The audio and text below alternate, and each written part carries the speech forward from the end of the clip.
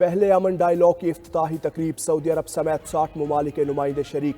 افتتاحی تقریب سے خطاب میں وزیر دفاع خواجہ آصف کہتے ہیں، عالمی معاشی نظام میری ٹائم پر انحصار کرتا ہے۔ تجارتی ٹیرف ایک بڑا چیلنج بن کر سامنے آیا۔ سمندری تجارت کے لیے مشترکہ کاوشیں ضروری ہیں۔ دنیا بڑی معاشی تبدیلیوں سے گزر رہی ہے۔ بحر ہند عالمی تیل اور گیس کے 50% ذخائر رکھتا ہے۔ پاک بحریہ کے سربراہ ایڈمرل نوید اشرف کا کہنا تھا کہ امن ڈائیلاگ کا مقصد بلو اکانومی کا فروغ ہے۔ امن ڈائیلاگ کے ذریعے میری ٹائم سیکیورٹی کو لاحق خطرات سے آگاہی دینا ہے۔ امن مشقیں مشرقی اور مغربی ممالک میں پل کا کردار ادا کریں گی۔ نائب وزیر اعظم اسحاق ڈار کو ایران کے وزیر خارجہ کا ٹیلی فون۔ عباس عراقچی اور اسحاق ڈار میں مشرق وسطیٰ کی صورتحال پر گفتگو۔ نائب وزیر اعظم اسحاق ڈار بولے، فلسطینیوں کی غزہ سے جبری بے دخلی کا منصوبہ تشویشناک اور غیر منصفانہ ہے۔ فلسطینی سرزمین فلسطینی عوام کی ہے، انہیں بے دخل نہیں کیا جا سکتا۔ اقوام متحدہ کی قراردادوں کے مطابق 2 ریاستی حل ہی واحد راستہ ہے۔ پاکستان 1967 کی سرحدوں کے مطابق فلسطینی ریاست کی حمایت جاری رکھے گا۔ خود مختار فلسطینی ریاست کا دارالحکومت بیت المقدس ہو۔ پرتگال میں وفاقی وزیر خزانہ محمد اورنگزیب کی برطانیہ کے انڈر سیکرٹری برائے مشرق وسطیٰ، افغانستان اور پاکستان سے ملاقات۔ پاکستان اور برطانیہ باہمی اعتماد اور شراکت داری پر مبنی قریبی تعلقات کا اعادہ۔ وزیر خزانہ کا دونوں ممالک کے تعلقات کو مزید مستحکم اور پائیدار بنانے کی خواہش کا اظہار۔ باہمی دلچسپی، توانائی، معدنیات اور انفراسٹرکچر کے شعبوں میں سرمایہ کاری کے مواقع پر گفتگو۔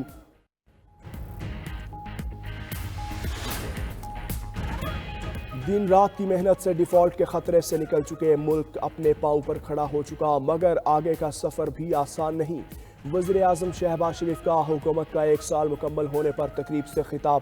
کہا، ہم کفایت شعاری کی پالیسی پر سختی سے گامزن ہیں۔ حکومت کا کام کاروبار کرنا نہیں، پالیسی بنانا ہے۔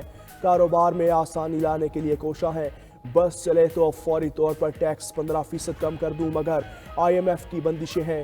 مایوس ہونے کی کوئی ضرورت نہیں، ہم ملک کو مزید آگے قابل فخر پوزیشن پر لے جائیں گے۔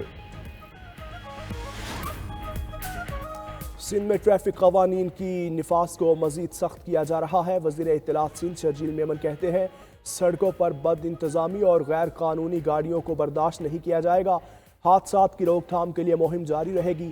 دوسری جانب سندھ حکومت کا دن کے اوقات میں شہر میں ڈمپرز کے داخلے پر پابندی کا فیصلہ۔ ڈمپرز کو رات 11 سے صبح 6 بجے تک شہر میں داخلے کی اجازت ہوگی۔ چیف سیکرٹری سندھ کی واٹر بورڈ کے تمام واٹر ٹینکرز کو 1 ماہ میں انسپیکشن کی ہدایت۔ Sindh solid waste management board کو 3 ماہ کے اندر آپریشن رات کے اوقات میں شفٹ کرنے کا حکم دے دیا۔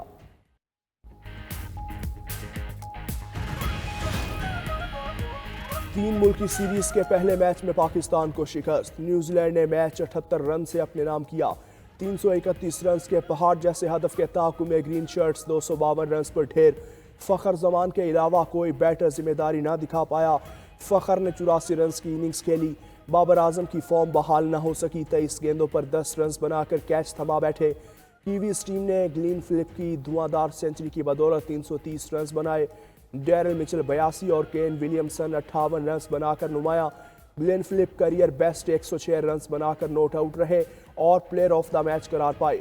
شاہین آفریدی نے 10 اوورز میں 3 وکٹیں لے کر 88 رنز کھائے۔ امریکی صدر نے جنوبی افریقہ کی مالی امداد منجمد کر دی، ایگزیکٹو آرڈر پر دستخط۔ ٹرمپ نے کہا، جنوبی افریقہ میں سفید فارموں سے زمین چھینی جا رہی ہے۔ اس کے علاوہ جنوبی افریقہ نے اسرائیل کے خلاف عالمی عدالت میں مقدمہ بھی کیا، اسی وجہ سے امداد روکی۔ ادھر امریکی عدالت نے ایلون مسک کی لاکھوں امریکیوں کے ذاتی مالیاتی ڈیٹا تک رسائی روک دی۔ 19 ریاستوں کے اٹارنیز جنرل نے عدالت سے رجوع کیا تھا۔ ایلون مسک نے جج کو ڈیموکریٹک کارکن اور فیصلے کو پاگل پن قرار دیا۔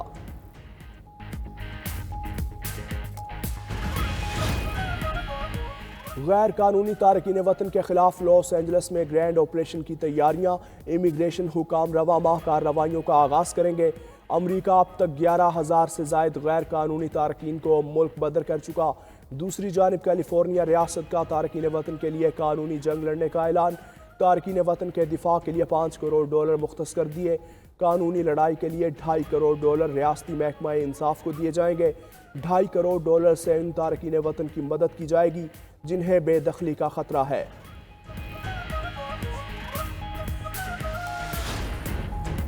مولانا فضل الرحمان نے حکومت کے معاشی استحکام کے دعوے بے بنیاد قرار دے دیے۔ سربراہ JUI کہتے ہیں اگلے سال مہنگائی مزید بڑھے گی اور GDP کم ہوگی۔ 8 فروری کو چاروں صوبوں کے انتخابات میں بدترین دھاندلی کی گئی۔ KP میں بھی دھاندلی سے حکومت قائم کی گئی۔ اسمبلیوں میں اپوزیشن میں بیٹھ کر عوام کے حقوق کی جنگ لڑ رہے ہیں۔ قوم کے حق پر شب خون مارنے کا حق کسی کو نہیں دیں گے۔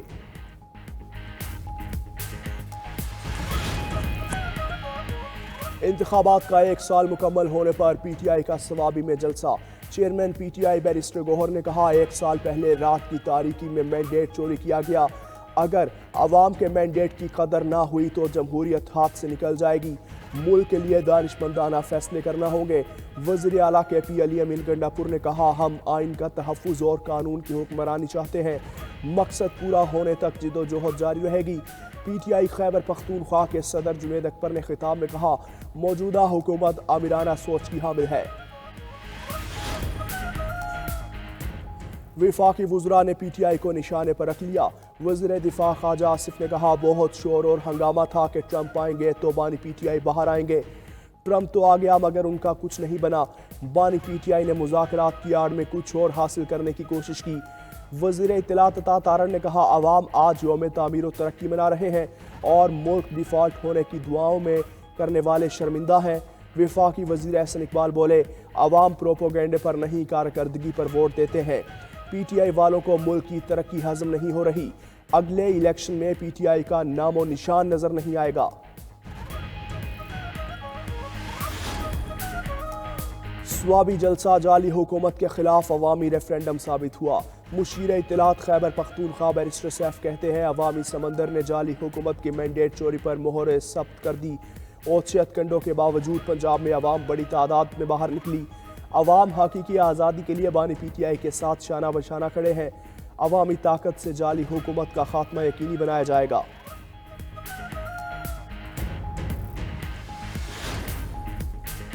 اور راولپنڈی میں رواں سال کی پہلی منی میراتھن ریس نوجوانوں کی بڑی تعداد میں شرکت۔ میراتھن لیاقت باغ راولپنڈی سے شروع ہوئی، نواز شریف پارک پہنچ کر اختتام پذیر ہوگی۔ کامیاب ہونے والوں میں انعامات تقسیم کیے جائیں گے۔